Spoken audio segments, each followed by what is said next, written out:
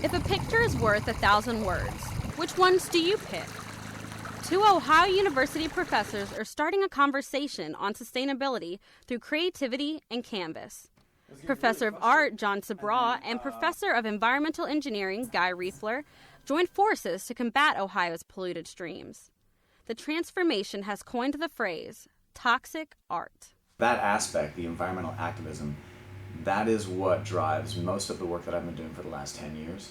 And it drives our current project, which is actually, I'm working with my partner, Guy Riefler, with his process that he came up with to process acid mine drainage into pigments so that we can sell the pigments commercially and pay for the further cleanup of those acid mine drainage seeps here in Ohio and probably around the world, depending on the chemistry of the sites. Sabraw's inspiration began with his career at Ohio University. From there, he was introduced to the Kanawha Project, a project where faculty across Ohio University got together and visited sustainability sites. During this process, we went to an acid mine drainage site, and that was the first time that I had visited one.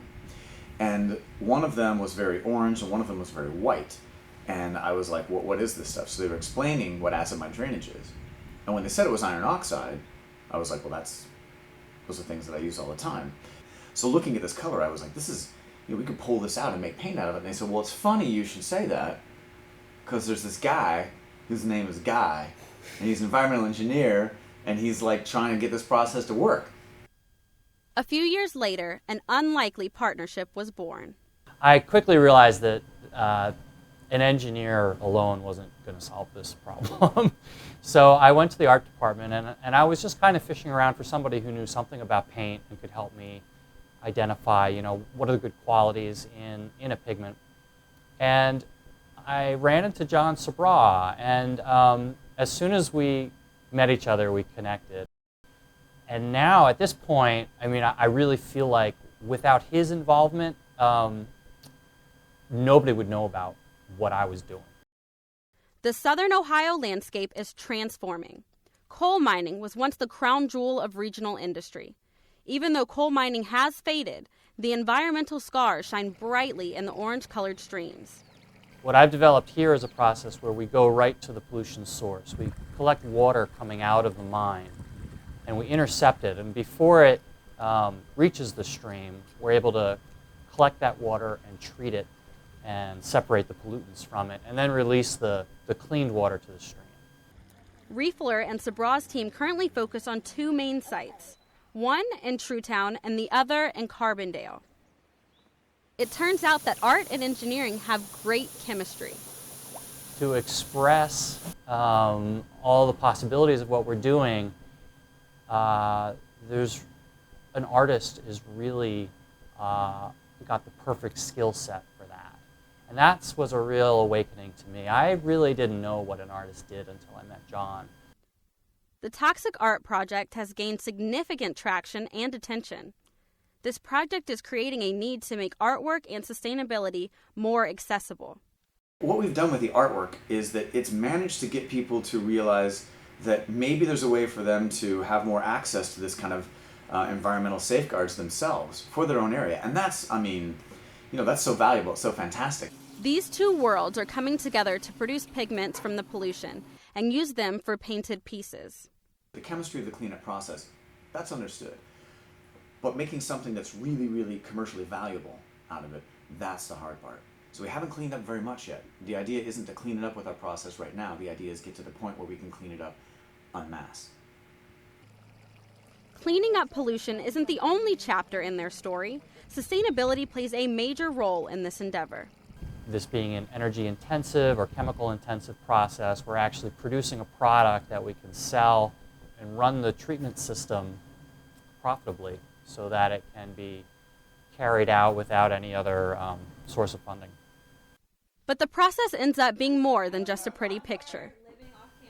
For me to just uncover these little secrets in the lab is not nearly enough. A big part of my job is really communication. Ohio University is taking great strides in starting dialogue through art.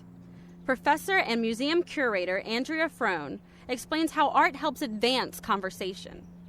Art is visual, and so we don't have to sit through time as we listen to a lecture in the classroom or read pages in a book.